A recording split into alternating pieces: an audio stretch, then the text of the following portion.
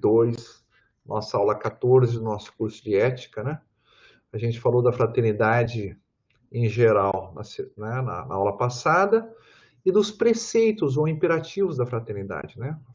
A fraternidade pode se expressar de fórmula, né? Ser uma pessoa, trata os outros como pessoas, ama teu próximo como a ti mesmo, assume como conteúdo do teu dever os direitos dos demais.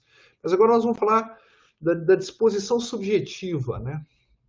Brincando um pouco com uma aula que vocês ainda não viram, a ética do dever, a gente teria falado na semana passada dos deveres da fraternidade, como é que, né, a fraternidade pode se manifestar na forma de regras, ou prescrições, ou preceitos.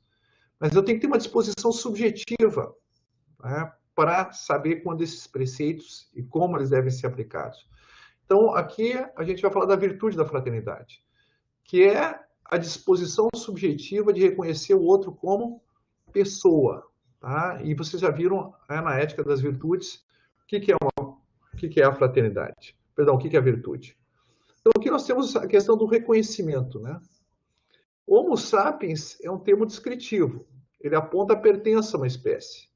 Tá? Ou seja, todos nós todos nós pertencemos à espécie humana.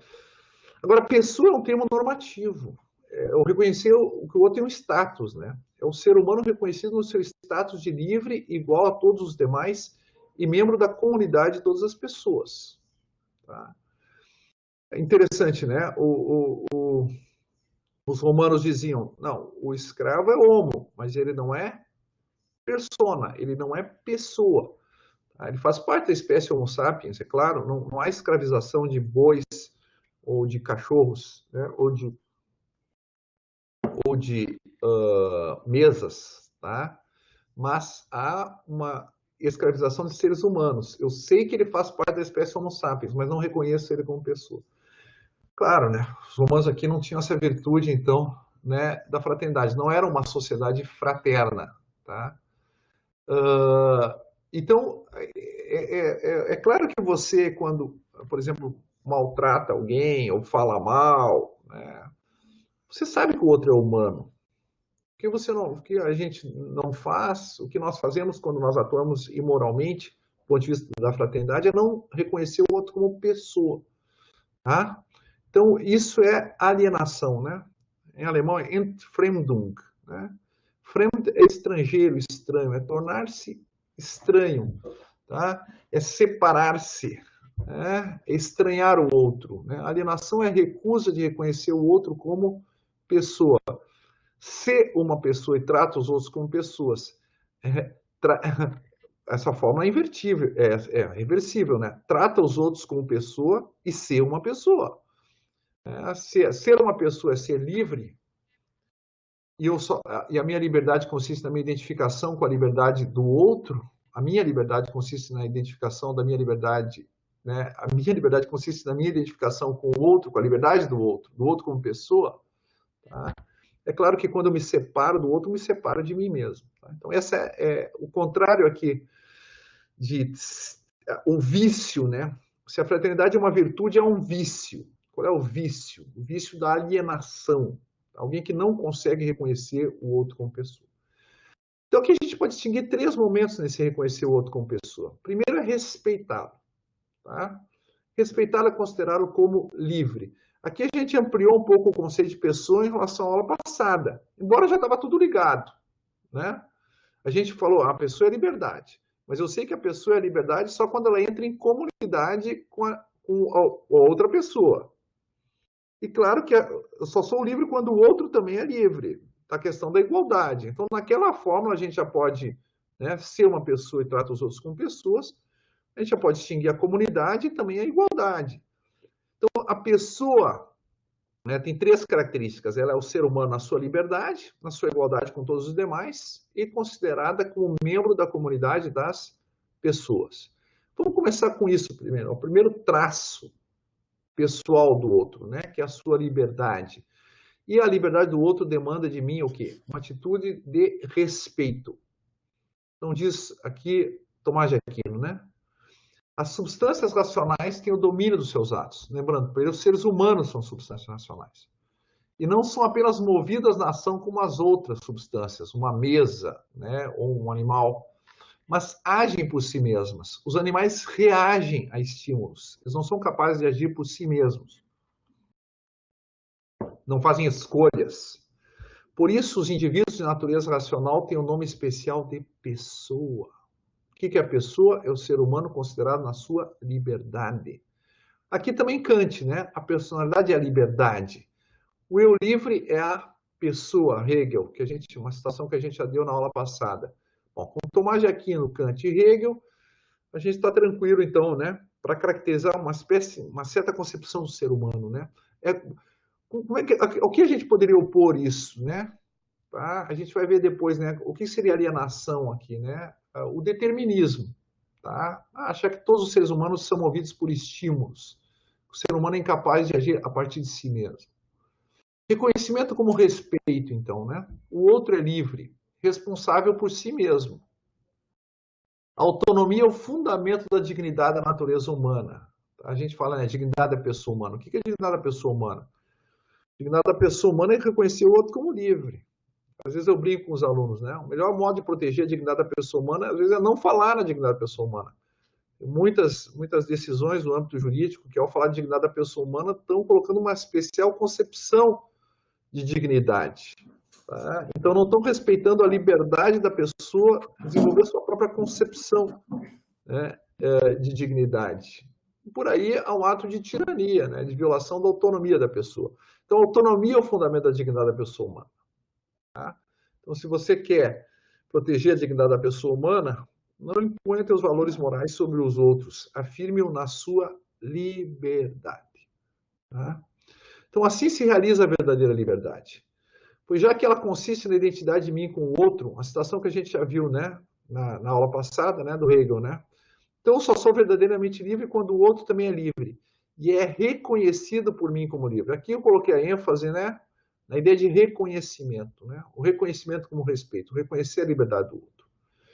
Exemplo de reconhecimento do outro como livre. Tem um pouco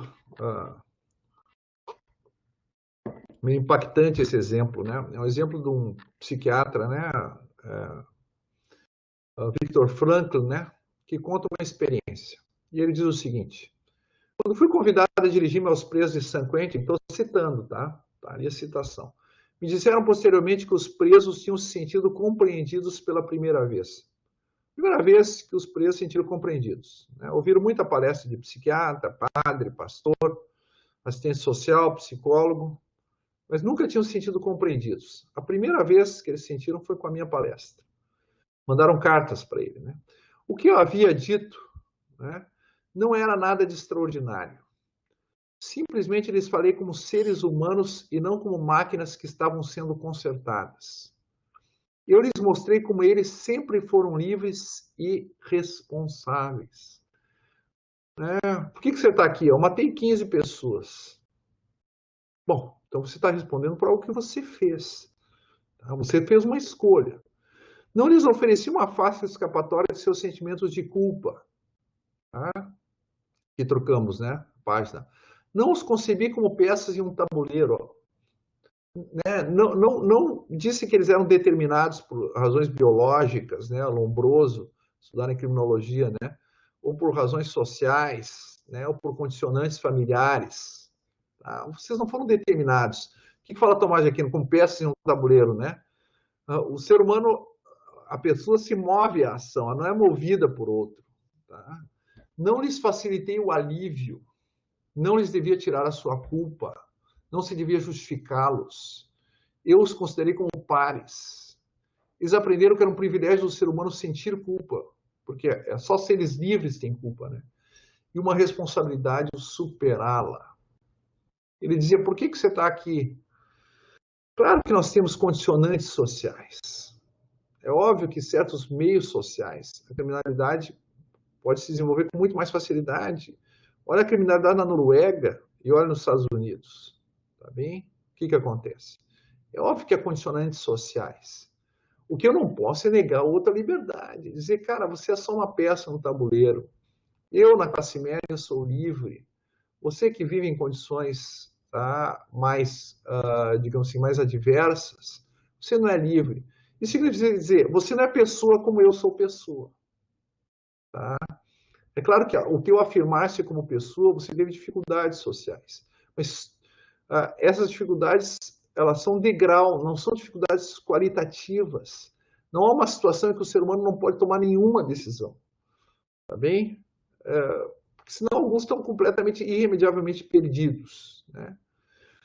Alienação, o outro não é livre. Então, o que vai dizer o Frankl? É a primeira vez que eles foram respeitados. O Frankl diz assim, eu sou livre e vocês são livres. Vocês podem dizer, é muito fácil para ele dizer, né? Um psiquiatra, famoso, escritor de livros, está aqui nos Estados Unidos dando palestra, e nós fomos criados em outras condições. Mas podem ler um livro dele que não é o que está citado aqui, Em Busca de Sentido, tá? Onde você vai, nesse livro Em Busca de Sentido, vão ver a experiência dele em Auschwitz.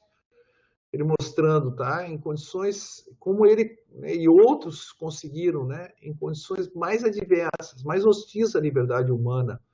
Alguns tomaram decisões. Né? Havia um espaço de tomada de decisão. Tá bem? E aí, pelas decisões, você deve responder. Todos são pessoas. Né? Eu tenho que respeitar o outro como pessoa.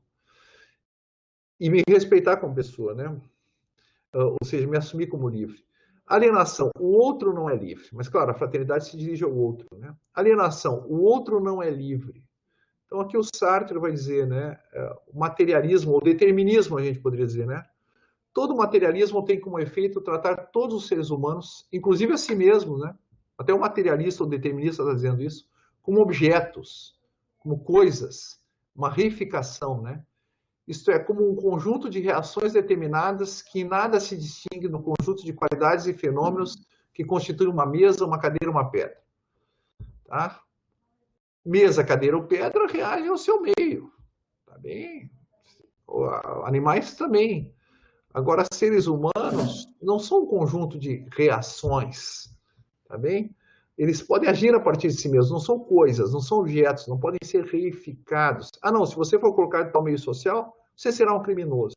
Cara, tem muita gente nesse meio social, a maioria, que não é criminoso. Não dá para explicar isso só pelo meio. Tá? Ah, é biológico. Mas tem dois irmãos gêmeos, um reage de um jeito, outro do outro. Tá? O ser humano não é uma coisa. Tá? Ele é pessoa. Tá? E a primeira coisa que eu devo fazer, então, no primeiro ato de fraternidade, eu tenho que ter uma disposição de reconhecê-lo na sua liberdade. Isso a gente chama de respeito.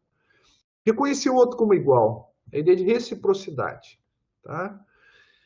Igualdade. Né? A atitude que eu tenho com o outro é uma atitude de reciprocidade. Então, igualdade. O ser humano considerado como pessoa, isto é, como ser prático moral, estou citando Kant, está acima de todo preço. Ele possui uma dignidade, vejam, os fundamentos da República Brasileira, né? Dignidade da pessoa humana.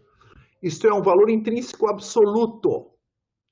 Preços são relativos, dignidade absoluta, mediante o qual obriga todos os demais seres racionais do mundo, as demais pessoas, a guardarem respeito, podendo medir-se com qualquer outro e valorar-se em pé de igualdade. Todos são dignos de igual respeito. Tá? Então, as relações entre as pessoas devem se pautar pela reciprocidade. Há uma igualdade entre direitos e deveres.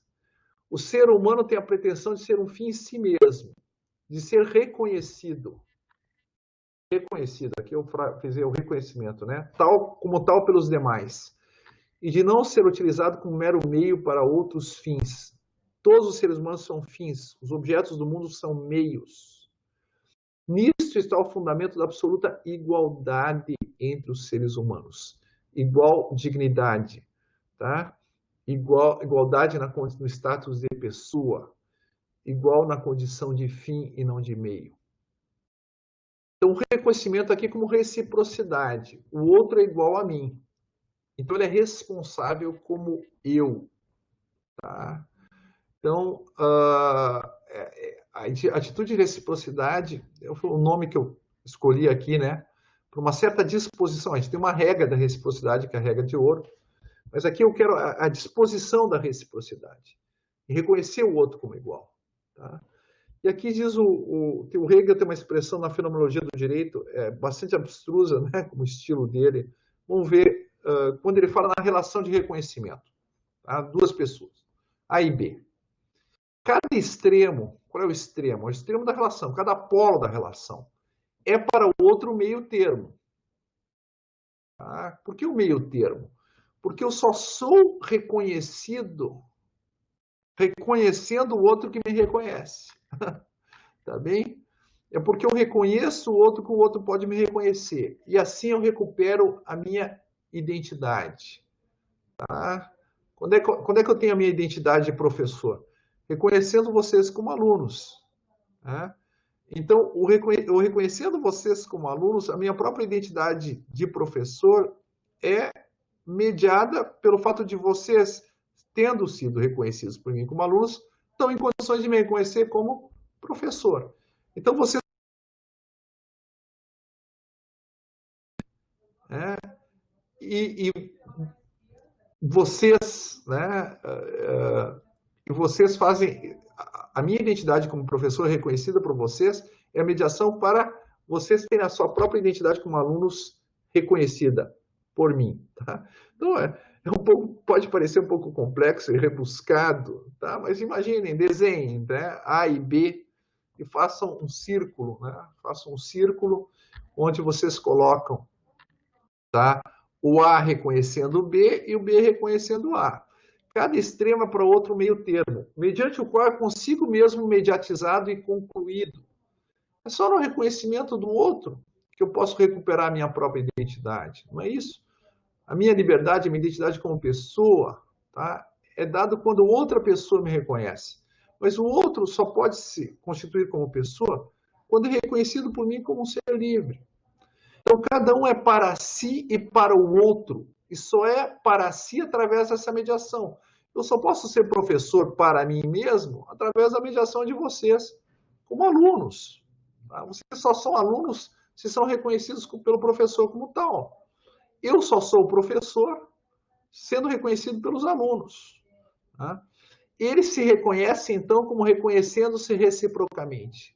Eu sei que vocês me reconhecem como professor. E vocês sabem que eu reconheço vocês como aluno, né? Como alunos. E assim como estudantes. E assim vocês podem se reconhecer. É para si. Reconhecerem a si mesmos como estudantes. Porque são reconhecidos pelo professor. Eu posso reconhecer a mim mesmo como professor porque sei que sou reconhecido com vocês como alunos. E aqui a ideia de reciprocidade, né? Reconhecendo-se reciprocamente. É a igualdade de deveres, aqui diz o Kant, de reconhecer o outro como fim, que tem de ser considerada como estando na base do amor ao próximo em geral, que era uma das atitudes, né, da fraternidade. É a igualdade de deveres. Eu tenho os mesmos deveres que vocês. Se eu digo que vocês têm mais deveres do que eu, a gente vai ver que tem um problema. Se eu digo que vocês têm menos deveres do que eu, também é um problema. Vamos ver um exemplo de reconhecimento do outro como igual. Tá? Mas voltamos à página 3, né? Que é o seguinte. Tá? Voltamos à página 2. Voltamos à página 2, tá? Porque, para terminar aqui a citação. Tá? O direito à inserção, eu estou citando um sociólogo francês, Pierre Rosanvallon. Pierre Rosanvallon diz o seguinte, né? Que eles estão falando na França de um direito à inserção. Que é o direito... Como é que eu me insiro numa sociedade moderna? Pelo trabalho. Então, o direito à inserção é mais do que os direitos sociais clássicos. Direitos sociais clássicos, previdência, tá? Educação, saúde, assistência social, direitos sociais clássicos.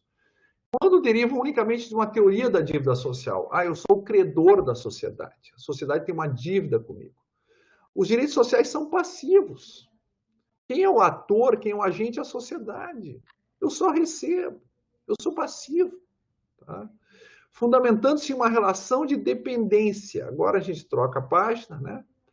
Fundando-se em uma relação de dependência. Aliás, esses direitos sociais foram reconhecidos e formulados numa era pré-democrática. Vocês estudaram lá, né? Os direitos sociais foram depois os direitos civis. Não, é bem assim. Os direitos sociais, alguns antecederam os direitos civis. Tá? Não havia a plenitude de direito de voto até a República de Weimar na Alemanha, mas já havia direitos sociais. Tá bem? Então, quem começou com os direitos... Sabe quem é o pai dos direitos sociais? Não é um democrata. O pai dos direitos sociais na Europa continental, eu acho que no planeta Terra, foi Bismarck. Bismarck criou os direitos à Previdência. E por que ele fez direitos sociais? Para esvaziar o Partido Social Democrata, que era o partido de esquerda, que era o partido que combatia pelos operários alemães. Então, diz assim, tudo bem, eu vou manter a tutela política sobre o operariado dando direitos sociais. Todo tirano, todo autocrata é a favor de direitos sociais. Inclusive, ele gostaria de ter muito dinheiro para dar direitos sociais. O que ele não reconhece nos outros? Direitos civis e direitos políticos. Não conhece liberdade de reunião, liberdade de associação, liberdade de expressão. E também não quer repartir o poder, não quer considerar direitos de cidadania. Então, não pense que os direitos sociais clássicos são mais do que os direitos civis e políticos. São menos do que os direitos civis e políticos. Inclusive, a gente poderia dizer que os direitos sociais são só instrumentos. Como é que eu posso exercer a minha liberdade de expressão se eu não sei ler e nem escrever? Então, eu preciso ter o direito à educação garantido. Senão, uma boa parte dos direitos civis, liberdade de expressão, crença, opinião, tá? é reduzido a nada, é nulificado. Tá? Se eu não tenho direito à moradia, como é que eu posso exercer, tá, outro tipo de direito? E por aí vai. Mas claro que a minha plenitude humana, a minha liberdade, ela é exercida no campo dos direitos civis e políticos. Tá? Então, diz assim, o titular desses direitos sociais passivos permanece um sujeito subordinado. É um súdito. Tá bem? O Bismarck dava direitos sociais, e daí? Tá? Ele não era um democrata. A renda mínima de inserção, que é o modelo de uma política social fraterna da França, né? É um direito baseado num contrato de inserção fundamentado em compromissos recíprocos.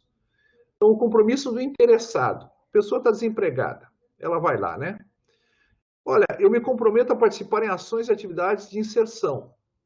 Por exemplo, qualificação profissional ou atividades úteis à comunidade, definidas com ele.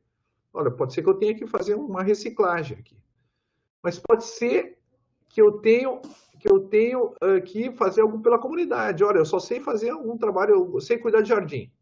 Bom, tem uma série de jardins, de praças públicas que tu pode fazer, você pode exercer a tua jardinagem, a arte da jardinagem. Eu sou professor de inglês. Bom, tem vários colégios públicos que precisam de aula de reforço de professor de inglês. Entenderam? Então, é um contrato. Eu estou disposto a fazer isso. Ou estou disposto a fazer um curso para entrar agora na economia da terceira revolução industrial. Tá bem? Eu tenho essas características. Vejam, não é um direito social padrãozão, assim, é um direito social personalizado, ou seja, né, individualizado. Cada pessoa vai ter um direito social específico, definidas com ele. Então, é um contrato. Né? O ser humano é reconhecido aqui como pessoa. E o da coletividade. Claro, a sociedade se compromete a propor ações e atividades de inserção, correspondente à necessidade de cada um. A sociedade deve dar uma atividade para a pessoa fazer. Tá bem? Então, há um reconhecimento, continua, né, o Rosan Vallon, eu estava citando até agora, e continuo citando, há um reconhecimento da sua dignidade de atores, não de pessoas assistidas. Ele vai usar em outras passagens, né, a expressão assistência social paternalista ou tutela. Não. Nós trabalhamos para te dar uma renda. E você trabalha para nós. Reciprocidade. Nós trabalhamos para você, você trabalha para nós. Você não é alguém assistido. Você não está numa posição de subordinação, de inferioridade. Você é igual a nós, tá? Então, a reciprocidade. Reconhecer o outro como igual. A alienação aqui é afirmar que o outro não é igual. A negação da igualdade pode se dar de dois modos. Primeiro, autopreferência, né? Eu tenho direitos e você só tem deveres. Isso é estar alienado. É um não reconhecimento. É um vício da alienação. Mas paternalismo também. O outro não tem deveres. Só tem direitos. Cara, é reificar o outro isso aqui também, né? Animais só têm direitos. Animais não têm deveres. É absurdo dizer, o animal faltou com dever em relação a mim. Animais só têm direitos. Seres humanos é que têm deveres. Quando eu digo, não, fica na tua, eu vou te sustentar, eu vou te manter a vida toda, eu estou dizendo, olha, você é um subordinado, você é um dependente de mim. Tá? Isso é paternalismo, é uma ausência de fraternidade. Reconhecer o outro como membro da comunidade. A solidariedade. O que é uma comunidade? A comunidade é a associação na qual uns são responsáveis pelos outros, tá? Em que todos são responsáveis por todos. Isso é comunidade. Então, há várias associações humanas que não têm essa ideia de comunidade, né? Comunidade, isso aqui também não existe entre animais, né? Todos não são responsáveis por todos, ninguém se sente responsável um pelo outro, tá? O termo pessoa significa relação, né?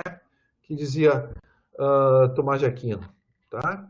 Então, a pessoa significa liberdade, mas a pessoa significa também relação. A pessoa é termo relacional, diz Santo Agostinho. O primeiro a usar esse termo de pessoa para todo ser humano, né? A pessoa é um termo relacional, como amigo, parente ou vizinho. É gozado, assim como ninguém pode ser livre, né? Sozinho, porque a minha liberdade é a identificação com a liberdade do outro, ninguém pode ser pessoa sozinho. Ninguém é amigo de si mesmo, ou vizinho de si mesmo, ou parente de si mesmo. Então, ninguém é pessoa sozinho. Você só é pessoa com outras pessoas. O que é relação? Né? Que é uma palavra tão básica, é difícil de definir, né? A relação é a unidade da referência a si e da referência ao outro. Então, referência a si, eu, referência ao outro, tu. Quando é que eu tenho uma unidade entre eu e o tu? No nós. Isso é a relação. É a formação de comunidade. Comunicácio, por o próprio em comum. Né? Koinonen é um verbo em grego. Criar comunidade. Mas criar comunidade com outro é me responsabilizar pelo outro. O eu que é nós. Bonita a expressão do Hegel, né? Um eu que consegue transcender-se em direção ao outro e dizer com o outro nós. Né? Reconhecimento como solidariedade. Eu sou responsável pelo outro. O ser humano é um ser capaz de se propor fins. Tá? O ser humano é um ser capaz de se propor fins. O dever de amar o próximo consiste no dever de tornar meus os fins dos outros. Tá? Então, todo ser humano é capaz de se propor fins. Quer fazer a faculdade de Direito, entendeu? Quer comer fora hoje, né? Quer casar, quer ser solteiro, entendeu? Então, o ser humano quer ter essa profissão, aquela. O ser humano é um ser capaz de se propor fins. Animais não se propõem fins. Animais se movem por desejos. Eles não estão se propondo. Tá? Um leão não se propõe a comer carne. Ele come carne porque é a natureza dele. Um ser humano, claro, dentro, ele não pode se propor comer ou não comer. Mas ele pode se propor não comer carne. Ele pode se propor fins, pode se propor jejuar, pode se propor fazer dieta. Tá? O dever de amar o próximo, ou seja, o dever de fraternidade, consiste no dever de tornar meus os fins dos outros. Tá? O outro, entendeu? Está com uma dificuldade, né? Furou o pneu. Qual é o fim dele? Consertar o pneu. O que é o dever de fraternidade?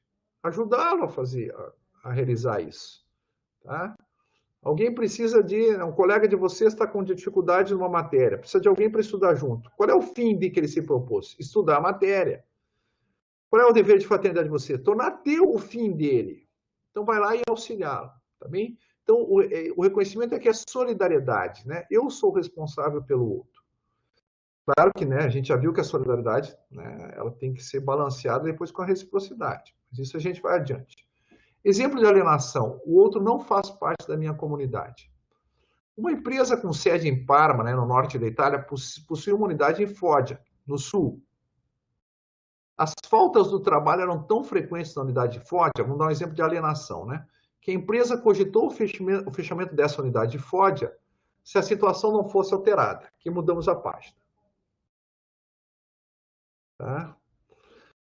Porque era uma fábrica com alto grau de automação. Tá? Se um operário faltasse, todo o processo produtivo ficava comprometido. Então a matriz falou, cara, tem muita gente faltando lá todo dia. O processo, a produção está parada. Não tem como manter essa fábrica. Um executivo falou, cara, deixa eu falar com a galera. Deixa eu falar com o pessoal. Não vamos fechar sem falar com eles. E foi até a Foggia, reuniu os trabalhadores e lhes explicou a situação, chamando-os à corresponsabilidade. O cara, quando um falta, não tem produção. Se não tem produção, não tem salário. Aqui no sul da Itália, tem uma crise grave de desemprego. Então, você acha que você vai conseguir um emprego fácil? Pense no teu colega, olhem uns para os outros. Cada um aqui é responsável pelo outro. Porque se um não vier, a comunidade como um todo é prejudicada, a empresa é prejudicada e os outros, todos vocês são prejudicados. Vocês conseguem um olhar no olho do outro e dizer que é responsável pelo outro? Vocês conseguem se assumir como uma comunidade, mas não como estranhos entre si, que vem aqui, bate cartão e um é indiferente ao destino do outro? Bom, o que aconteceu foi que um dos funcionários, durante uma licença saúde, sagrou-se campeão pelo time de futebol local. Pô, no meio da licença saúde, o cara foi lá e fez não sei quantos gols. Os outros funcionários foram à empresa, denunciaram o caso e exigiram a demissão dele. Por quê? Porque esse jogador, mais jogador que funcionário, não está nem aí. Não é responsável pelos demais. Ele não é solidário. Ele não assume a responsabilidade pelos outros. Ele não reconhece os outros como membros da sua comunidade, que é uma das dimensões da pessoa. Sabe o que aconteceu? Ou seja, era um alienado. Não conseguia olhar para os outros como membros da própria comunidade. Né? Não conseguia ver no outro. Não conseguia assumir a responsabilidade pelo outro. É estar alienado. É estar separado do outro como pessoa. O que significa estar separado de si mesmo como pessoa. Né? Esse é o vício. É o contrário da fraternidade, a alienação. Hoje, a unidade forte registra menos faltas no trabalho, porque é mais fraterna do que a unidade de Parma. Tá? As pessoas aqui assumem a responsabilidade umas pelas outras. Tá? Vejam, né? Quando a solidariedade ela é bilateral, nós estamos numa situação de reciprocidade. Tá? Então, lembra a quinta fórmula da fraternidade, né? Age de tal modo a fazer surgir uma sociedade fraterna. Então, criar instituições fraternas. Né? Podemos dar um exemplo aqui, né, da empresa Specialistern, né, que é uma empresa que existe em 16 países, inclusive no Brasil. Qual é a especialidade deles? Empregar pessoas com autismo. Tá? Há um modo meramente solidário de você tratar isso. A solidariedade é muito importante, mas a gente tem que avançar para a reciprocidade e para o respeito. Tá? Surgiu na Dinamarca. Qual era a política meramente solidária que se tinha na Dinamarca? Bom, as pessoas portadoras de autismo têm dificuldade de achar emprego. Então, vamos dar um salário de desemprego para elas, uma renda mínima para o resto da vida. Mas isso não é respeitar, né? Isso é assumir a responsabilidade por eles. Olha, são membros da nossa comunidade. Ninguém ficará para trás. Ótimo. É o primeiro passo em direção da fraternidade. Mas tem os outros passos, né? Que é a reciprocidade e o respeito. Né? O pleno reconhecimento com o outro, né? O pleno reconhecimento do outro são os 3 passos, são os 3 momentos, melhor, né? Da fraternidade. Teve um executivo, né? Uma pessoa, né? Na Dinamarca, que pensou o seguinte: cara, mas essas pessoas com autismo, elas são incrivelmente dotadas, tá, para tarefas próprias da indústria da informática. Persistência, intolerância ao erro, tá? Minuciosidade. Tá? São todas características muito importantes. Elas podem ter alguma dificuldade de interação, mas o trabalho individual, elas têm dons fantásticos, que podem ser colocados a serviço do bem comum. O que o cara fez? Abriu uma empresa só para, né, para alocação de pessoas portadoras de autismo para a indústria, para o emprego, para o trabalho. Cara, já está em 14 países, né? Não sei se eu me falei em 14, 16, Specialistern é o nome, inclusive no Brasil. Entendeu? Então, ele seguiu essa quinta fórmula, né, que a gente mencionou na aula passada, né? Age de tal modo a fazer surgir uma sociedade na qual, né, a fraternidade seja o princípio supremo, né, da vida em comum. Tá? Ele não pensou numa sociedade meramente solidária, ele pensou no preâmbulo da nossa Constituição, uma sociedade fraterna. E, de novo, pensou em instituições, porque na sociedade não basta só a disposição, a virtude da pessoa. A fraternidade tem que se concretizar em instituições. E entre uma instituição que garante uma renda e uma instituição que garante um emprego, é óbvio, tá, que a instituição que garante o emprego é mais fraterna. Porque, né, ela é recíproca. Eu trabalho por você e você trabalha para mim. E ela respeita o outro na sua liberdade. Né? Eu sou autor da minha própria biografia econômica, né? Eu crio valor. E você também é capaz de criar valor. Eu te respeito na tua liberdade, você também é capaz de criar valor. Então, considerações finais, o ciclo da fraternidade, né? O outro é responsável por si mesmo, por ele mesmo. Então, é o respeito. É o respeito pela liberdade do outro. Reconhecer a liberdade do outro. Segundo tópico, eu e o outro somos responsáveis. Reciprocidade, igualdade. Terceiro, eu e o outro somos reciprocamente a solidariedade ou comunidade. Um outro modo de falar dessas dimensões, melhor que ciclo, né? Mas agora um círculo, né? Pergunta, o que eu posso fazer por você? A pergunta da solidariedade. O que você pode fazer por você? A pergunta do respeito. Olha, você é livre.